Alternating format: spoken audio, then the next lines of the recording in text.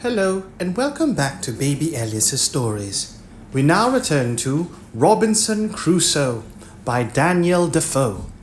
Chapter 19. Return to England. Having done all this, I left them the next day and went on board the ship. We prepared immediately to sail, but did not weigh that night. The next morning early, 2 of the 5 men came swimming to the ship's side, and making the most lamentable complaint of the other 3, begged to be taken into the ship for God's sake, for they should be murdered, and begged the captain to take them on board, though he hanged them immediately. Upon this the captain pretended to have no power without me, but after some difficulty, and after the solemn promise of amendment, they were taken on board, and were, some time after, soundly whipped and pickled, after which they proved very honest and quiet fellows. Some time after this, the boat was ordered on shore, the tide being up, with the things promised to the men, to which the captain, at my intercession, caused their chests and clothes to be added, which they took and were very thankful for. I also encouraged them by telling them that if it lay in my power to send any vessel to take them in, I would not forget them. When I took leave of this island, I carried on board for relics the great goat skin cap I had made, my umbrella, and one of my parrots.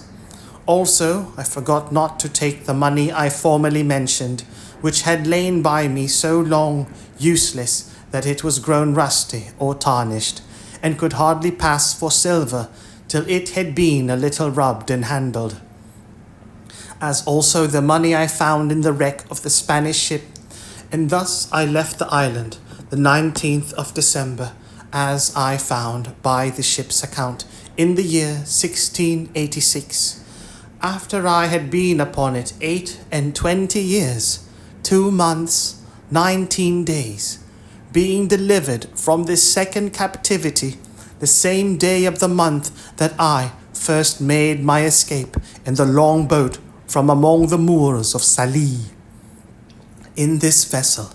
after a long voyage, I arrived in England the 11th of June in the year 1687, having been 35 years absent. When I came to England, I was as perfect a stranger to all the world as if I had never been known there. My benefactor and faithful steward, whom I had left my money in trust with, was alive, but had had great misfortunes in the world, was become a widow the second time, and very low in the world. I made her very easy as to what she owed me, assuring her I would give her no trouble, but, on the contrary, in gratitude for her former care and faithfulness to me, I relieved her as my little stock would afford, which at that time would indeed allow me to do but little for her. But I assured her I would never forget her former kindness to me, nor did I forget her when I had sufficient to help her, as shall be observed in its proper place. I went down afterwards into Yorkshire, but my father was dead, and my mother and all the family extinct, except that I found 2 sisters and 2 of the children of one of my brothers. And as I had been long ago given over for dead, there had been no provisions made for me, so that, in a word, I found nothing to relieve or assist me, and that the little money I had would not do much for me as to settling in the world. I met with one piece of gratitude indeed, which I did not expect, and this was that the master of the ship, whom I had so happily delivered, and by the same means saved the ship and cargo, having given a very handsome account to the owners of the manor how I had saved the lives of the men in the ship, they invited me to meet them and some other merchants concerned, and altogether made me a very handsome compliment upon the subject, and a present of almost £200 sterling. But after making several reflections upon the circumstances of my life, and how little way this would go towards settling me in the world, I resolved to go to Lisbon and see if I might not come at some information of the state of my plantation in the Brazils, and of what was become of my partner, who I had reason to suppose had some years past given me over for dead. With this view I took shipping for Lisbon. When I arrived in April following, my man Friday, accompanying me very honestly in all these ramblings, and proving a most faithful servant upon all occasions. When I came to Lisbon, I found out by inquiry, and to my particular satisfaction, my old friend, the captain of the ship who first took me up at sea off the shore of Africa. He was now grown old, and had left off going to sea, having put his son, who was far from a young man, into his ship, and who still used the Brazil trade. The old man did not know me, and indeed I hardly knew him, but I soon brought him to my remembrance, and as soon brought myself to his remembrance when I told him who I was. After some passionate expressions of the old acquaintance between us, I inquired, you may be sure, after my plantation and my partner. The old man told me he had not been in the Brazils for about 9 years, but that he could assure me that when he came away, my partner was living, but the trustees whom I had joined with him to take cognizance of my part were both dead. That, however, he believed I would have a very good account of the improvement of the plantation, for that upon the general belief of my being cast away and drowned, my trustees had given in the account of the produce of my part of the plantation to the procurator fiscal, who had appropriated it in case I never came to claim it. 1/3 to the king, and 2/3 to the monastery of St. Augustine, to be expended for the benefit of the poor and for the conversions of the Indians to the Catholic faith. But that if I appeared or any one for me to claim the inheritance, it would be restored, only that the improvement or annual production being distributed to charitable uses could not be restored. But he assured me that the steward of the king's revenue from lands and providor or steward of the monastery had taken great care all along that the incumbent, that is to say my partner, gave every year a faithful account of the produce, of which they had duly received my moiety. Moiety. Each of two parts into which a thing is or can be divided. Moiety. Moiety. Moiety. I asked him if he knew to what height of improvement he had brought the plantation, and whether he thought it might be worth looking after, or whether on my going thither I should meet with any obstruction to my possessing my just right in the moiety. He told me he could not tell exactly to what degree the plantation was improved. But this he knew, that my partner was grown exceeding rich upon the enjoying his part of it, and that to the best of his remembrance he had heard that the king's third of my part, which was, it seems, granted away to some other monastery or religious house, amounted to about 200 moidores a year. That as to my being restored to a quiet possession of it, there was no question to be made of that, my partner being alive to witness my title, and my name being also enrolled in the register of the country. Also, he told me that the survivors of my two trustees were very fair, honest people, and very wealthy, and he believed I would not only have their assistance for putting me in possession, but would find a very considerable sum of money in their hands for my account, being the produce of the farm while their fathers held the trust, and before it was given up as above, which, as he remembered, was for about 12 years. I showed myself a little concerned and uneasy at this account, and inquired of the old captain how it came to pass that the trustees should thus dispose of my effects, when he knew that I had made my will, and had made him, the Portuguese captain, my universal heir, etc. He told me that was true, but that as there was no proof of my being dead, he could not act as executor until some certain account should come of my death. And besides, he was not willing to intermeddle with a thing so remote, that it was true he had registered my will and put in his claim, and could he have given any account of my being dead or alive, he would have acted by a procuration and taken possession of the ingenio, so they call the sugar house, and have given his son, who is now at the Brazils, orders to do it. But, says the old man, I have one piece of news to tell you, which perhaps may not be so acceptable to you as the rest, and that is, believing you are lost, and all the world believing so also, your partner and trustees did offer to account with me in your name for the first 6 or 8 years' profits which I received, there being at that time great disbursements for increasing the works, building an ingenio, and buying slaves. It did not amount to near so much as afterwards it produced. However, says the old man, I shall give you a true account of what I have received in all, and how I have disposed of it.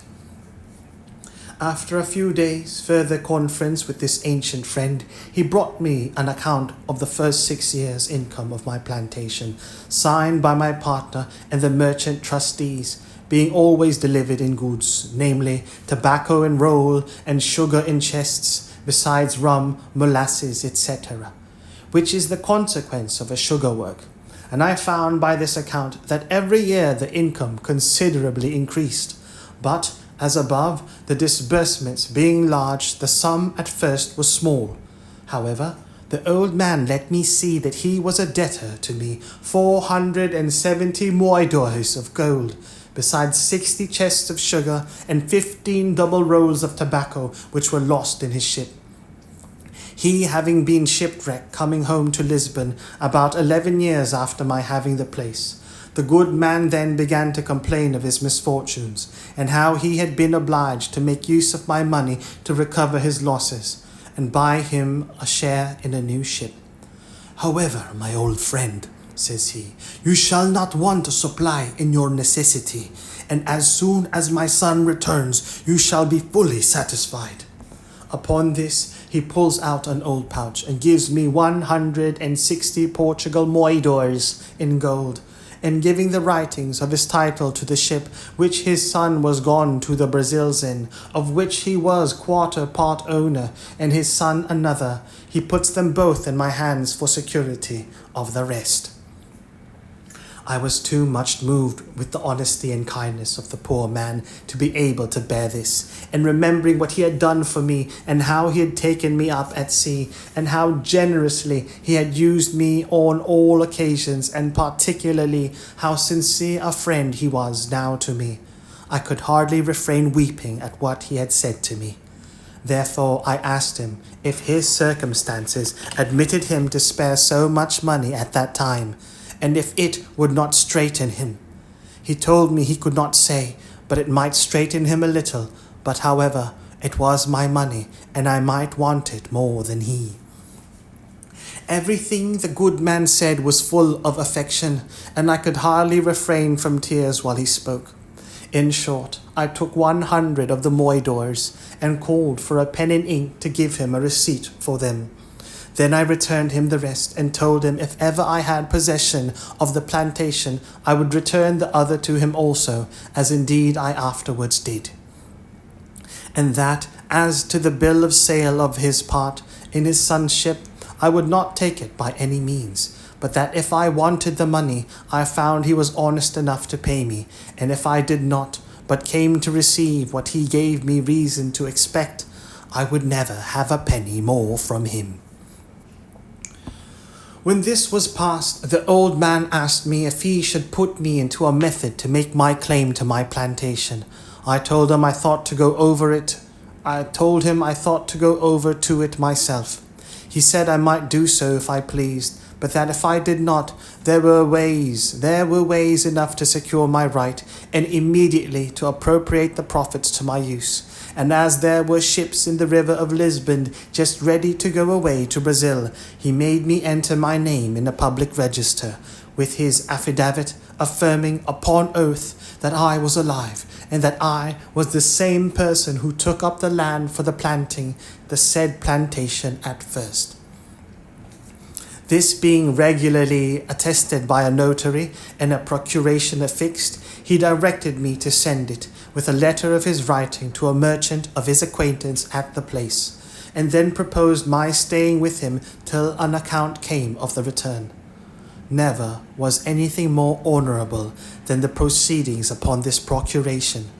for in less than 7 months I received a large packet from the survivors of my trustees, the merchants, for whose account I went to see, in which were the following particular letters and papers enclosed. First, there was the account current of the produce of my farm or plantation, from the year when their fathers had balance with my old Portugal captain, being of 6 years. The balance appeared to be 1,174 moidores in my favour.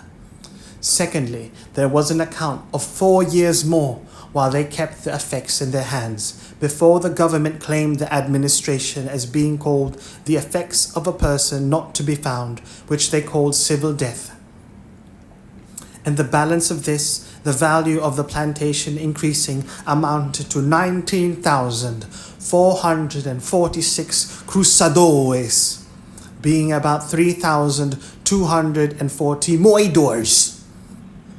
Thirdly, there was the prior of St. Augustine's account, who had received the profits for about 14 years, but not being able to account for what was disposed of by the hospital, very honestly declared he had 872 moidores not distributed, which he acknowledged to my account. As to the king's part, that refunded nothing.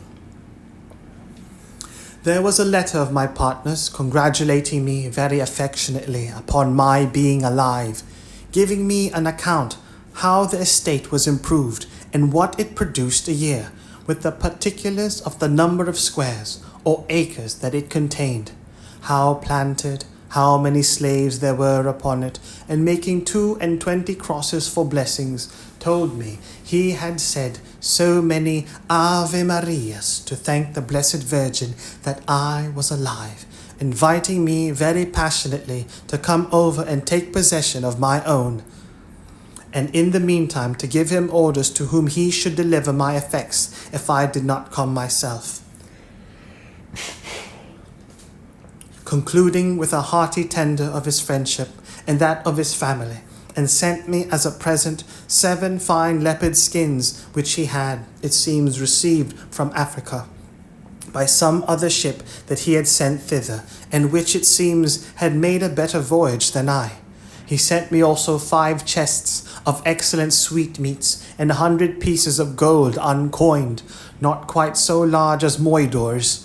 By the same fleet, my 2 merchant trustees shipped me 1,200 chests of sugar, 800 rolls of tobacco, and the rest of the whole account in gold. I might well say now, indeed, that the latter end of Job was better than the beginning. That the latter end of Job was better than the beginning. It is impossible to express the flutterings of my very heart when I found all my wealth about me. For as the Brazil ships come in all fleets, the same ships which brought my letters brought my goods, and the effects were safe in the river before the letters came to my hand.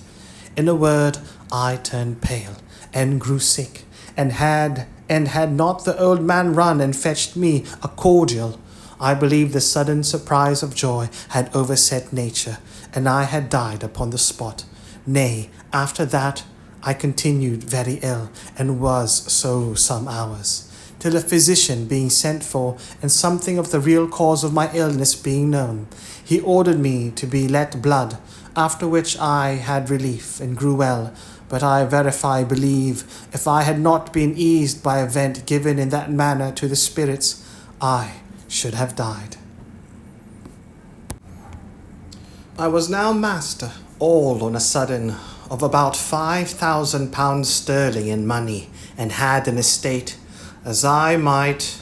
we call it in the Brazils, of about £1,000 a year,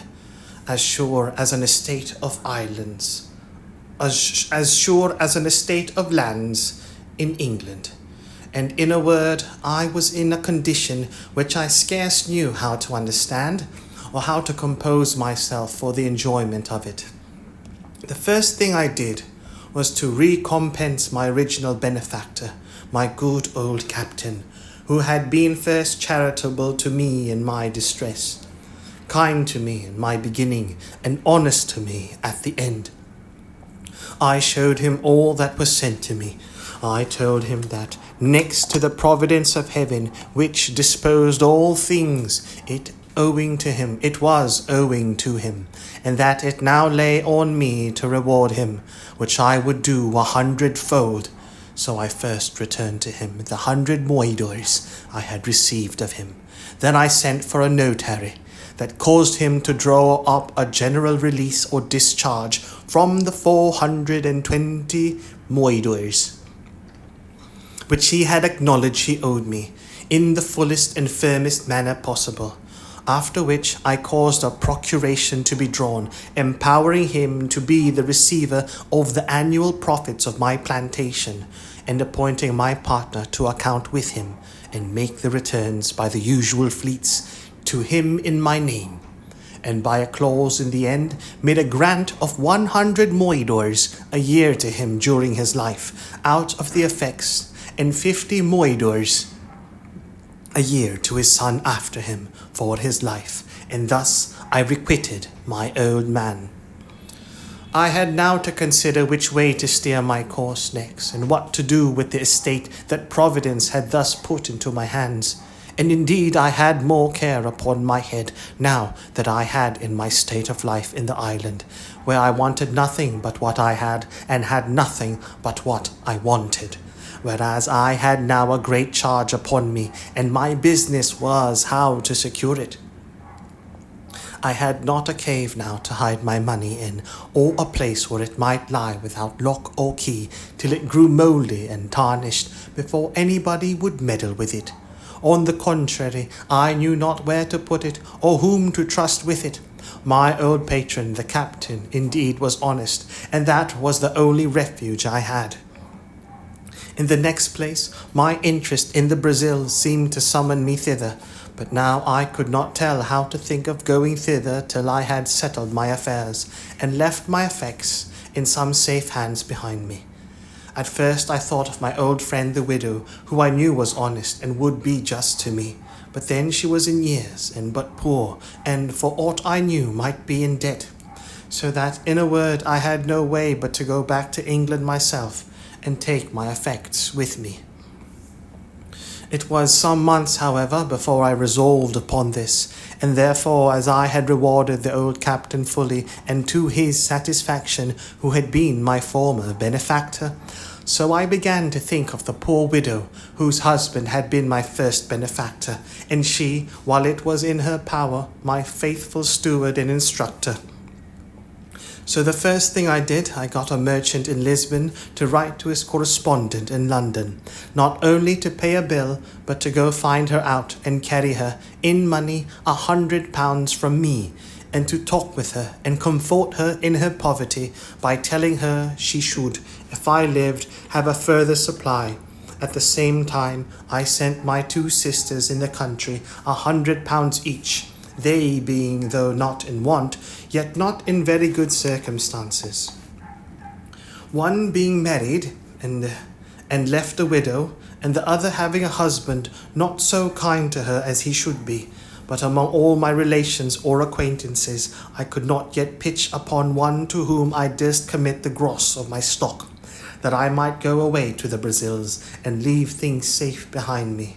and this greatly perplexed me. I had once a mind to have gone to the Brazils and have settled myself there, for I was, as it were, naturalized to the place. But I had some little scruple in my mind about religion, which insensibly drew me back. However, it was not religion that kept me from going there for the present, and as I had made no scruple of being openly of the religion of the country all the while I was among them, so neither did I yet.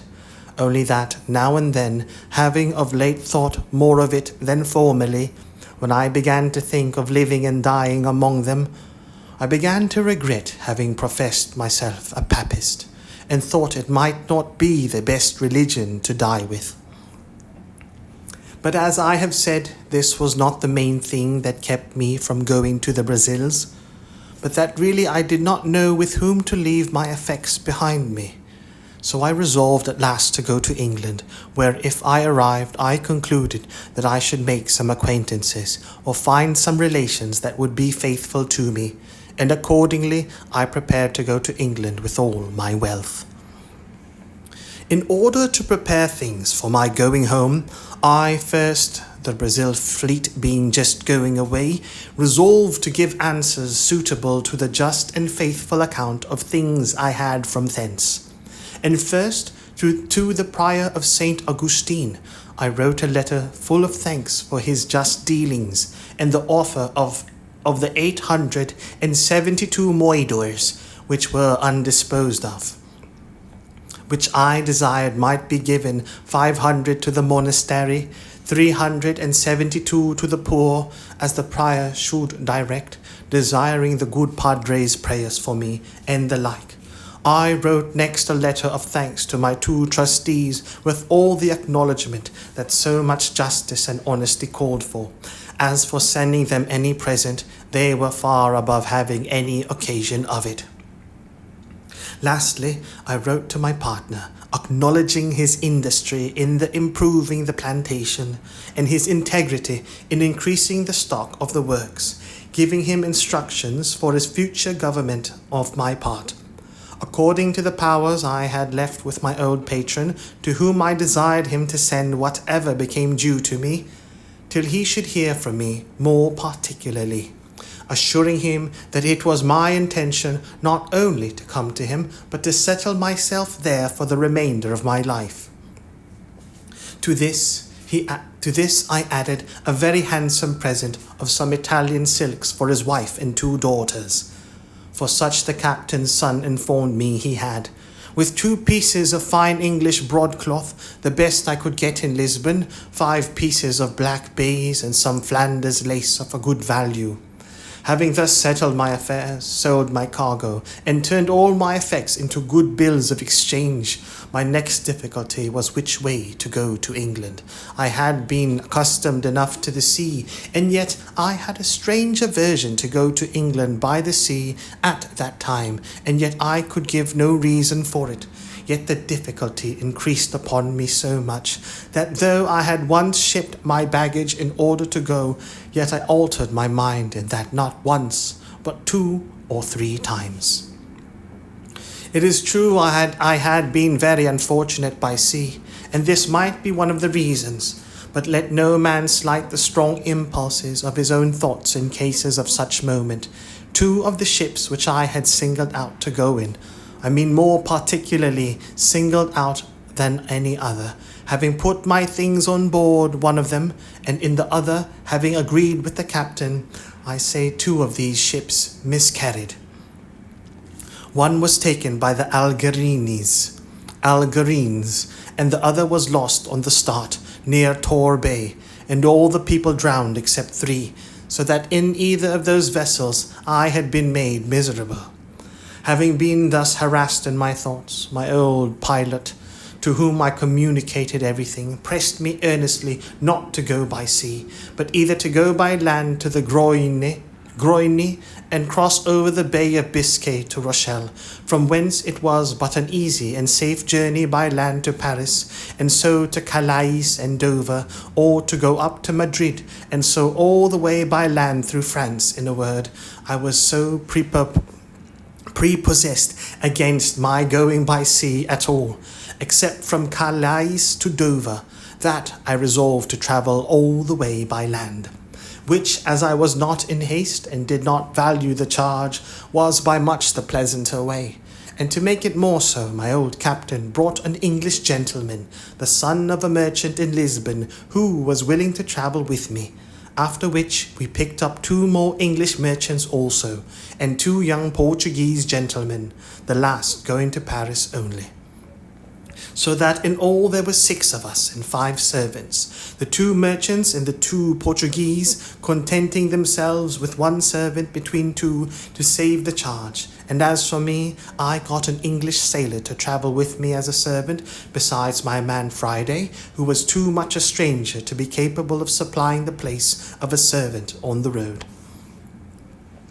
In this manner I set out for Lisbon, and our company being very well mounted and armed, we made a little troop, whereof they did me the honour to call me captain, as well because I was the oldest man, as because I had 2 servants, and indeed was the origin of the whole journey. As I have troubled you with none of my sea journals, so I shall trouble you now with none of my land journals. But some adventures that happened to us in this tedious and difficult journey I must not omit. When we came to Madrid, we, being all of us strangers to Spain, were willing to stay some time to see the court of Spain, and what was worth observing. But it being the latter part of the summer, we hastened away and set out from Madrid about the middle of October. But when we came to the edge of Navarre, we were alarmed at several towns on the way, with an account that so much snow was falling on the French side of the mountains that several travellers were obliged to come back to Pampeluna, after having attempted at an extreme hazard to pass on. When we came to Pampeluna itself, we found it so indeed, and to me, that had been always used to a hot climate, and to countries where I could scarce bear any clothes on, the cold was insufferable, nor indeed was it more painful than surprising to come by 10 days before out of old Castile, where the weather was not only warm, but very hot, and immediately to feel a wind from the Pyrenean mountains so very keen, so very cold, as to be intolerable, and to endanger benumbing and perishing of our fingers and toes. Poor Friday was really frightened when he saw the mountains all covered with snow, and felt cold weather, which he had never seen or felt before in his life. To mend the matter, when we came to Pampeluna, it continued snowing with so much violence and so long that the people said winter was come before its time, and the roads, which were difficult before, were now quite impassable.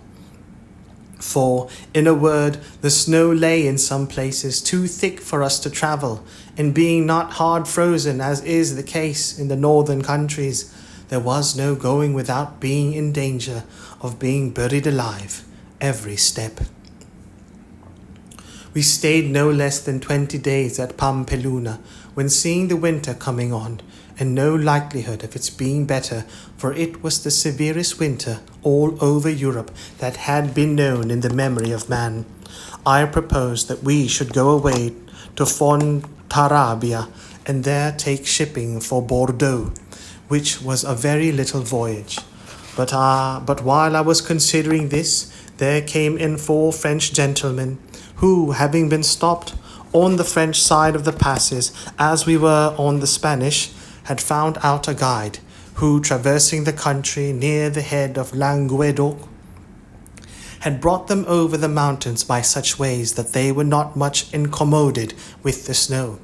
For where they met with snow in any quantity, they said it was frozen hard enough to bear them and their horses. We sent for this guide, who told us he would undertake to carry us the same way, with no hazard from the snow, provided we were armed sufficiently to protect ourselves from wild beasts. For, he said, in these great snows it was frequent for some wolves to show themselves at the foot of the mountains, being made ravenous for want of food, the ground being covered with snow. We told him we were well enough prepared for such creatures as they were, if he would insure us from a kind of two-legged wolves, which we were told we were in most danger from, especially on the French side of the mountains. He satisfied us that there was no danger of that kind in the way that we were to go, so we readily agreed to follow him, as did also 12 other gentlemen with their servants, some French, some Spanish, who, as I said, had attempted to go and were obliged to come back again. Accordingly, we set out from Pampeluna with our guide on the 15th of November, and indeed I was surprised when, instead of going forward, he came directly back with us on the same road that we came from Madrid, about 20 miles, when having passed 2 rivers and come into the plain country, we found ourselves in a warm climate again, where the country was pleasant, and no snow to be seen. But on a sudden, turning to his left, he approached the mountains another way, and though it is true the hills and precipices look dreadful, yet he made so many tours, such meanders, and led us by such winding ways, that we insensibly passed the height of the mountains without being much encumbered with the snow. And all on a sudden he showed us the pleasant and fruitful provinces of Languedoc and Gascony, all green and flourishing, though at a great distance we had some rough way to pass still. We were a little uneasy, however, when we found it snowed one whole day and a night so fast that we could not travel, but he bid us be easy, we should soon be past it all. We found indeed that we began to descend every day and to come more north than before, and so depending upon our guide, we went on. It was about 2 hours before night, when our guide being something before us, and not just in sight, out rushed 3 monstrous wolves, and after them a bear, from a hollow way adjoining to a thick wood. 2 of the wolves made at the guide, and had he been far before us, he would have been devoured before we could have helped him. One of them fastened upon his horse, and the other attacked the man with such violence that he had not time or presence of mind enough to draw his pistol, but hallooed and cried out to us most lustily. My man Friday being next me, I bade him ride up and see what was the matter. As soon as Friday came in sight of the man, he hallooed out as loud as the other, "O master! O master!" but like a bold fellow, rode directly up to the poor man, and with his pistol shot the wolf in the head that attacked him. It was happy for the poor man that it was my man Friday, for having been used to such creatures in his country, he had no fear upon him, but went close up to him and shot him, whereas any other of us would have fired at a further distance, and perhaps either missed the wolf or endangered shooting the man. But it was enough to have terrified a bolder man than I, and indeed it alarmed all our company when, with the noise of Friday's pistol, we heard on both sides the most dismal howling of wolves. And the noise, redoubled by the echo of the mountains, appeared to us as if there had been a prodigious number of them. And perhaps there was not such a few as that we had no cause of apprehension. However, as Friday had killed this wolf, the other that had fastened upon the horse left him immediately and fled without doing him any damage, having happily fastened upon his head where the bosses of the bridle had stuck in his teeth. But the man was most hurt, for the raging creature had bit him twice, once in the arm and the other time a little above the knee, and though he had made some defence, he was just tumbling down by the disorder of his horse when Friday came up and shot the wolf. It is easy to suppose that the noise of Friday's pistol, we all mended our pace, and rode up as fast as the way, which was very difficult, would give us leave to see what was the matter. As soon as we came clear of the trees which blinded us before, we saw clearly what had been the case, and how Friday had disengaged the poor guide, though we did not presently discern what kind of creature it was he had killed.